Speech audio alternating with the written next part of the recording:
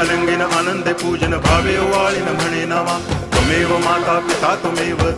बंधुश्च सखा त्वमेव विद्या तरुणं त्वमेव सर्वं मम देव कायेन वाचा मनसेन्द्रियैर्वा बुद्ध्यात्मना वा प्रकृति स्वभावात् करोमि यद्यत् सकलं परस्मै नारायणायति समर्पयामि अच्युतं केशवं रामनारायणं कृष्णदामोदरं वासुदेवं हरि गिरिधरं माधवं गोपिकावल्लभं जानकीनायकं रामचन्द्रं भजे हरे राम राम